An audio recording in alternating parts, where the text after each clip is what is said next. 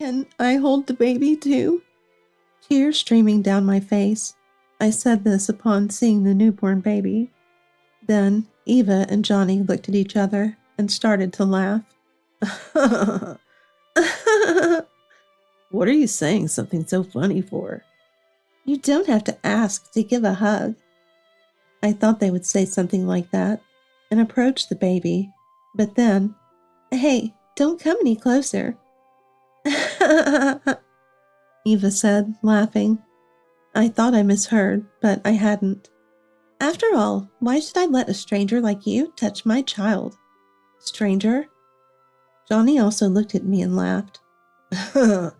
We don't need you anymore. He threw the words at me as if spitting them out.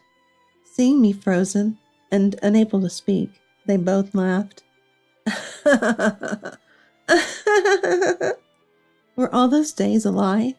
Was I the only one enjoying our time together? It felt like the world was going dark. No, it was fun. You made a lot of money for us. Fed us, right? Yeah, right. We could live luxuriously, and you did everything we said. There was no love or gratitude for me there. I had been deceived for over 20 years. I couldn't help but burst into laughter at my own stupidity.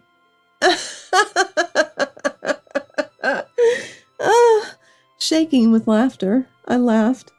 Have you finally gone mad? Johnny looked at me with a contemptuous face, wondering what was happening to me. Why did I ever love such a man? That's disgusting. I thought it might be something like that. Johnny and Eva looked confused. I headed towards the door behind me. When I opened the door, the two of them froze. I am Ashley, 53 years old, living with my husband and daughter. At first glance, ours might seem like any normal family, but our case is a bit different. The daughter is not my biological child, but my husband's stepchild. I was married to another man before I met my husband, but we divorced due to infertility. It was a mutual, amicable divorce. Knowing I couldn't have children, I threw myself into my work like never before. Work was the only purpose I had in life. Before I knew it, I became one of the top performers in the company, and that's when I met Johnny, who would become my husband. Johnny worked at a client's company and was a kind young man of the same age.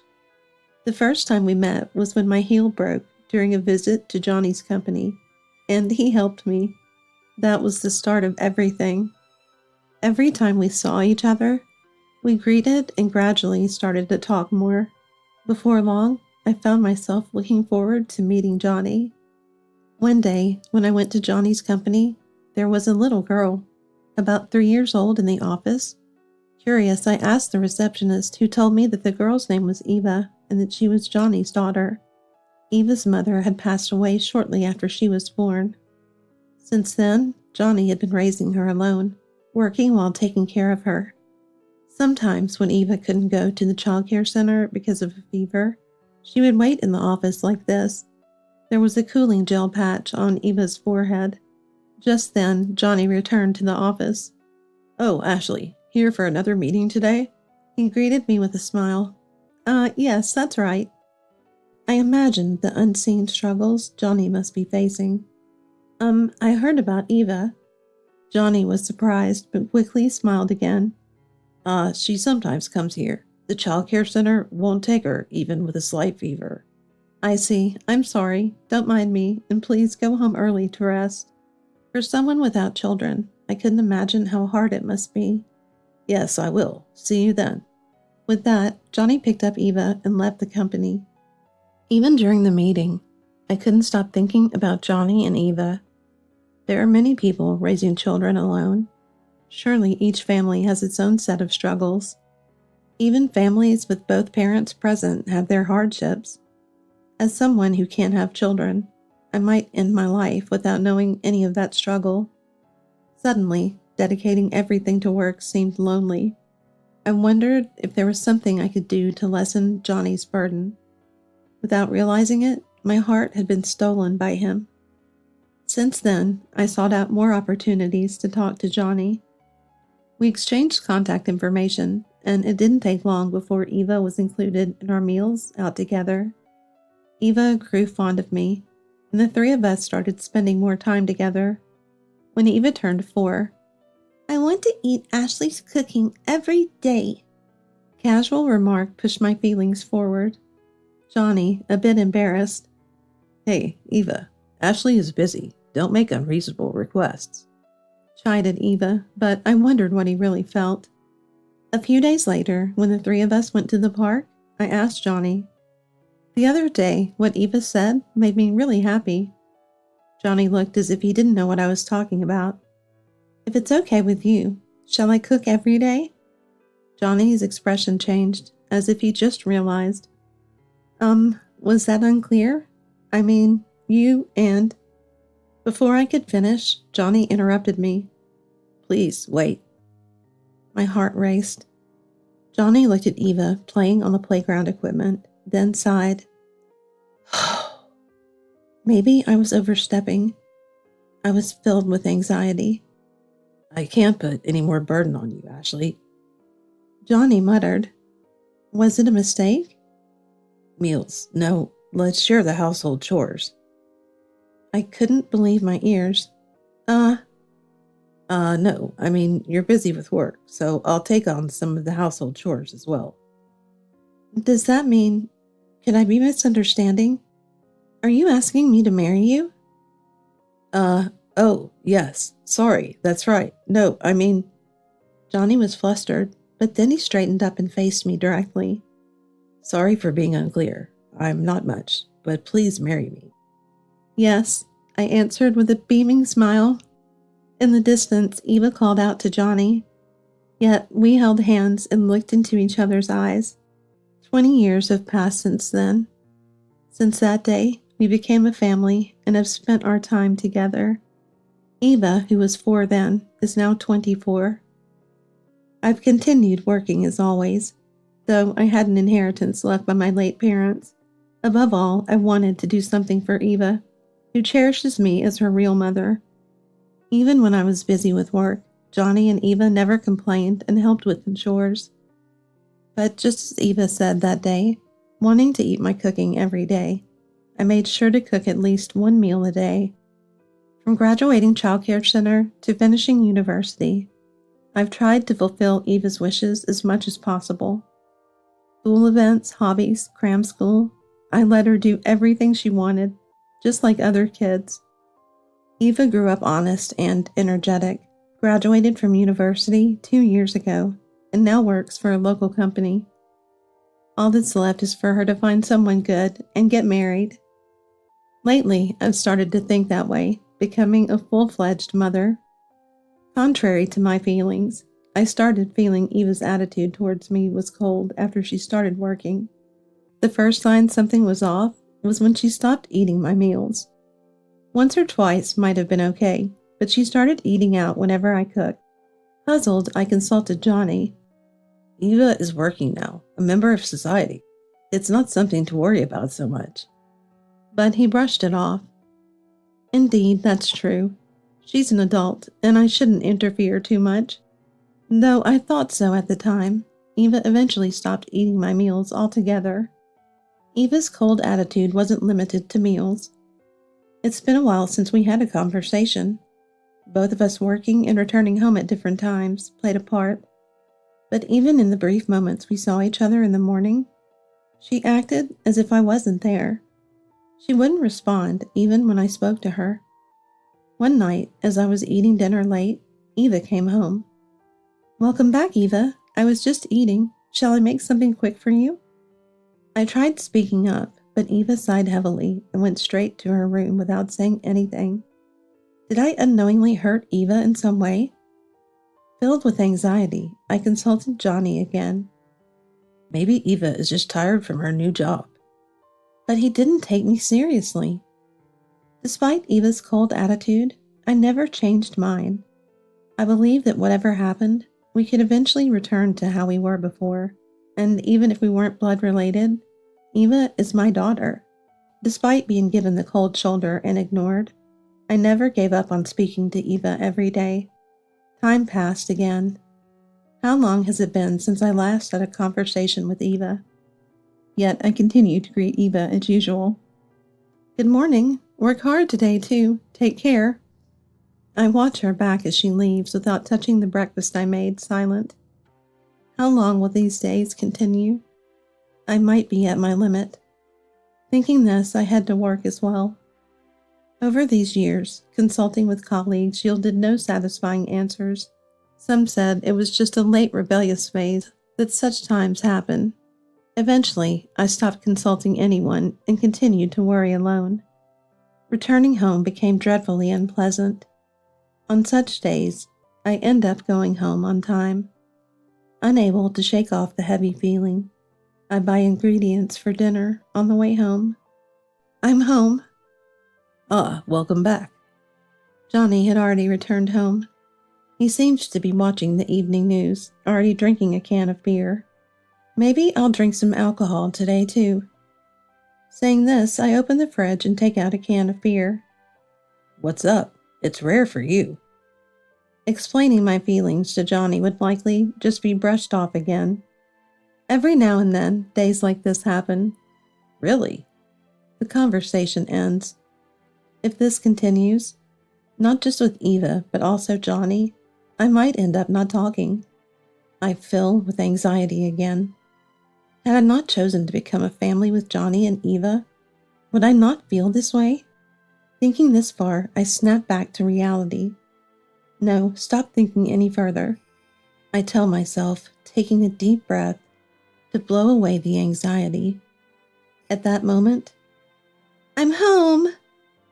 Eva seems to have returned. As she passes the kitchen heading to the living room, I call out to her. Welcome back, Eva. You're early today. I'll start preparing dinner, so just wait a bit. Expecting to be ignored as usual. Don't give in. Don't flinch.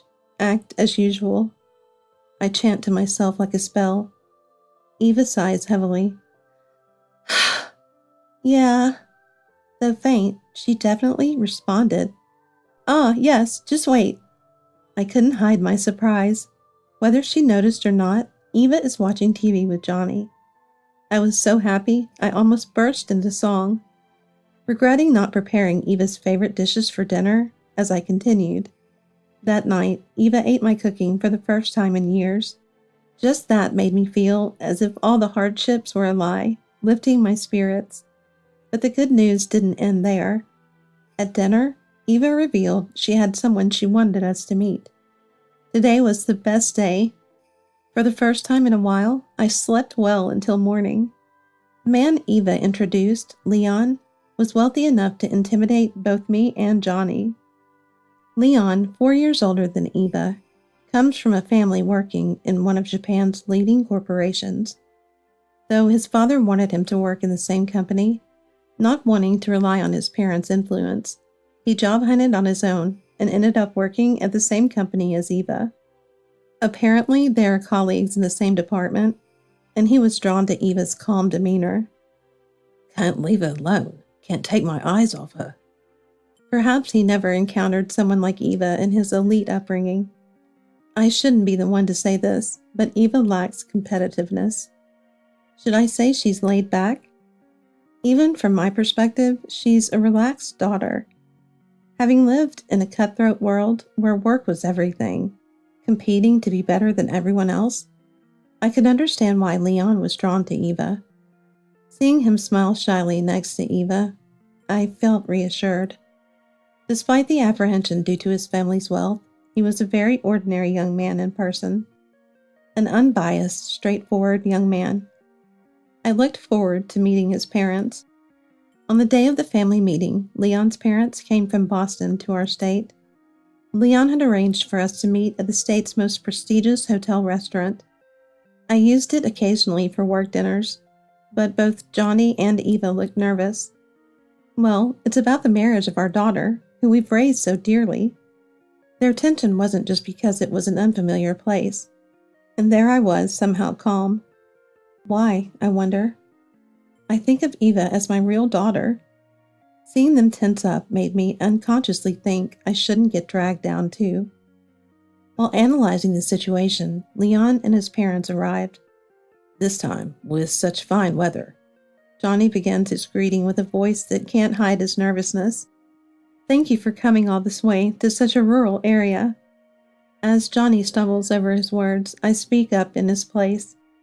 "Not at all. Please don't feel nervous. Today we're here as parents of our children, hoping to enjoy a meal together." Leon's father, Floyd, had a genuinely friendly demeanor with no hint of pretense, and his mother, Sharon, smiled beside him. "We were truly looking forward to meeting Eva and both of you today." Sharon, who should be around our age, still had the grace of a young girl. Is this the behavior of the upper class? I was so moved I nearly forgot I was a parent, but I managed to respond. "Truly our daughter isn't much to speak of, but Leon seems to have taken a liking to her gentle nature." To which I said, "Same here. This one always rebels against me, but to bring home such a gentle woman," I was reconsidering my view of him. Greetings aside, as we took our seats at the table, a luxurious meal was served. Eva and Johnny, seeing the splendid dishes, seemed to relax a bit. By the time the champagne for the toast was empty, we were all engaging in smooth conversation. Though I had braced myself for dealing with upper-class people, the more we talked, the more at ease I felt. It turned out Floyd wasn't always wealthy. Our conversation flowed from tales of our youth to hobbies and recent interests, exciting us to the point where the younger two seemed lost at times. Before we knew it, the course meal ended, and dessert and coffee were served. The family meeting concluded in a consistently warm atmosphere. I exchanged contact information with Sharon, and we became so close as to go out for lunch together occasionally. Months later, Eva and Leon had a lavish wedding and started living in a condominium near our home. A year later, we were overjoyed to learn of Eva's pregnancy. Eva quit her job easily and started visiting our home often. She spent more time at our place than at her new home with Leon. Given her frequent visits, I suggest she spend more time at home with Leon, but "Leon is at work anyway, and I haven't been feeling well," she would say, showing her dependence on me. "When it's your cooking, I can eat." With those words, how could I turn her away?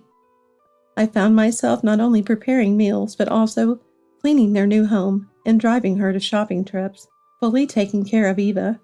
As a mother, I believed it was my duty to be there for my daughter during her tough times. However, her constant phone use and occasional whimsical outings did concern me.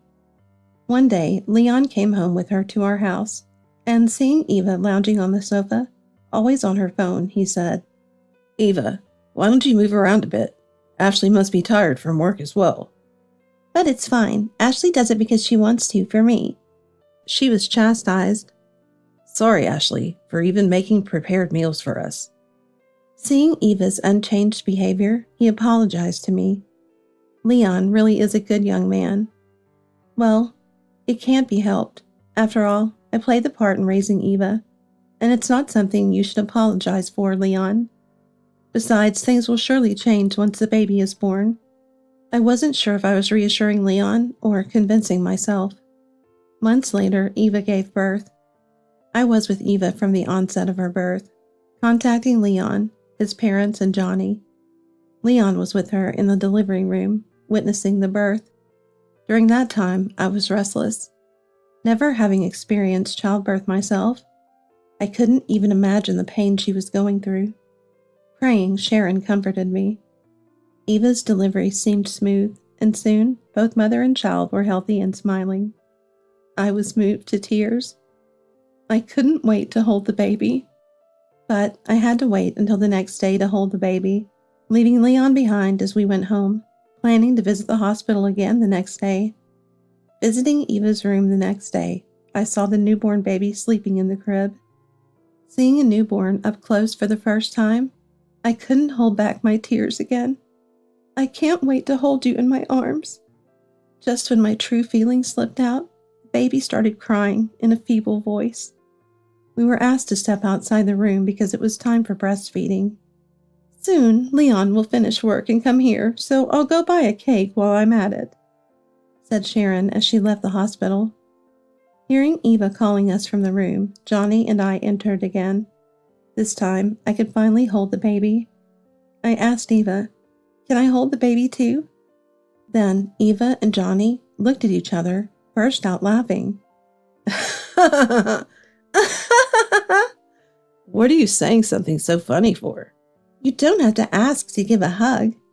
Thinking that it was okay to approach Eva and the baby without asking. Hey, don't come any closer. Eva said, laughing.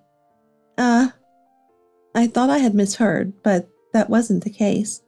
After all, why should a stranger like you touch mine and Leon's child? Stranger? I looked at Johnny with a desperate hope. So this time has finally come. Johnny also laughed as he looked at me. Eva found a better golden goose than you, and she has given birth to a child who inherits that golden goose's blood. Was this person really the one I had spent so much time with? Johnny's face seemed so hideous to me. We don't need you anymore, he said, as if spitting out the words. Eva added insult to injury, while I was frozen and unable to speak. Really, ever since I was little, Dad said it, but flattering you was always a pain. And you seemed to enjoy getting whatever you wanted just because of that, didn't you? They both laughed. Were all those days a lie? Was I the only one enjoying our time together? My voice was trembling. It felt like the world was going dark. No, it was fun. You made a lot of money for us, fed us, right? Yeah, right. We could live luxuriously, and you did everything we said. There was no love or gratitude for me there. Just the cold, callous way one might speak to a convenient tool. Well, you were always meddling under the guise of being a mother. Really, what were you thinking?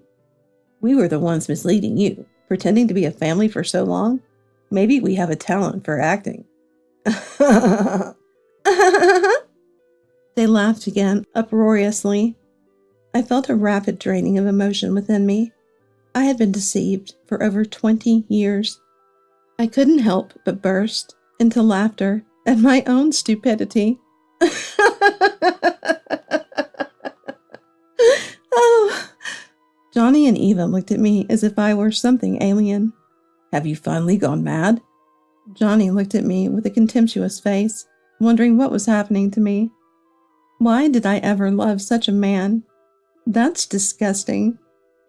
Johnny was taken aback by the disdain directed at him for the first time. I thought it might be something like that. Johnny and Eva looked confused. Did you know this conversation is being listened to by someone else? I headed towards the door behind me. Johnny and Eva were still clueless. When I opened the door, Leon and Sharon were standing there, causing Johnny and Eva to freeze. Their faces turned pale, contrasting with Leon and Sharon's, which were red with anger. Their expressions were stern. Then, slowly, Leon approached Eva, holding a large envelope in his hand. What's this about? Eva retorted, intimidated by Leon's presence. I'll ask you directly, Eva. Is that child really mine? Leon looked at the baby sleeping in the crib. Eva's face showed a moment of fear. What are you talking about? Of course it is. Her blinking increased. Without a word, Leon handed over the envelope. What's this? Eva cautiously checked the contents of the envelope and was speechless. What's going on? Johnny went next to Eva, took the documents from her hand, and then lost his words just like Eva. I'm going to have a DNA test done on the child, Leon said as he picked up the documents that fell from Johnny's hand. It's some mistake. Eva desperately appealed to Leon, but it seemed not to reach him. Floyd has a friend who's a brilliant lawyer. This evidence is acknowledged by the lawyer as well, isn't it? Despite her delicate appearance, Sharon's voice was merciless. Why has it come to this, Eva? It seemed Johnny was unaware that Eva had been unfaithful. The documents Leon brought were evidence of Eva's infidelity and related to the divorce discussions. There must be some mistake, Eva muttered in a much softer voice than before. If it's a mistake, let's get it verified. The look in his eyes as he gazed at Eva might still hold a desire to believe in her. A slightly kinder gaze mixed in. Ashley, thank you. Leaving Johnny behind, we left the room. Leon expressed his gratitude politely. It's okay. Whenever Eva acted strangely, there was always something going on. It was me who first suspected Eva's infidelity. During her pregnancy, Eva would come over to our place numerous times and fiddle with her mobile phone. I happened to catch a glimpse of her screen once. It looked like a messaging app with text like, "Want to meet? How about now?" And then Eva would leave the house. Leon was supposed to be at work, and there were some concerning details for just a friend. Around that time, when Leon came to pick up Eva, he consulted with me. He mentioned how Eva seemed indifferent. I explained it might be the emotional instability common during pregnancy, but my suspicion wasn't based on solid evidence. I couldn't confront Eva with such doubts. Leon, on his part, started an investigation on his own. The investigation revealed the possibility of Eva's infidelity and her being pregnant with another man's child. But by then, Eva was already in her final month of pregnancy. When I heard about it from Leon, I mentioned something that made sense, and to get confirmation, I suggested a DNA test after the baby was born. I really can't make up for what I've done. The fact remains that I raised that child. How can I even begin to apologize? I apologized to Leon and Sharon. It was a family issue we've lived with for over 20 years, not something I alone could be forgiven for. Yet calmly, "What are you saying, Ashley? It's those two. It's the mother and child who are to blame. You're a victim too. Maybe we should consult the lawyer we used this time," Sharon said. She smiled innocently, charmingly. This was the one person I shouldn't make an enemy of. I felt fortunate to have such a strong friend. A few days later, the DNA test results came out. Child's father was indeed not Leon. Leon filed for divorce, but Eva refused, leading to mediation. Eva started to act seductively towards me again, but I paid her no attention. In fact, living in the same house with the three of us had become a nuisance, so I had already started preparing to move. But both Leon and I were appalled by Eva's stubbornness in refusing the divorce during mediation. But as the divorce lawsuit proceeded, Eva's defeat became evident. Adultery after marriage, sexual relations, pregnancy with another man's child. Such actions were inhumane, and there was even a DNA test report of the child. Eva and her affair partner were sued for damages. Eva's lover was still a university student, had not taken responsibility for the child, and had already fled. Therefore, Eva had to pay the compensation for her lover as well. Moreover, Eva couldn't rely on Johnny. Unknown to me, Johnny had quit his job while we were living on my income, and had even accumulated gambling debts. I learned about this from Sharon while Eva's divorce negotiations were dragging on. Of course, I filed for divorce from Johnny. Since we were going through the lawyer introduced by Floyd, the divorce should be finalized soon. Yet Eva and Johnny seemed to cling to me, but those around me were aware of their actions and supportive of me. So far, there have been no assaults from the two.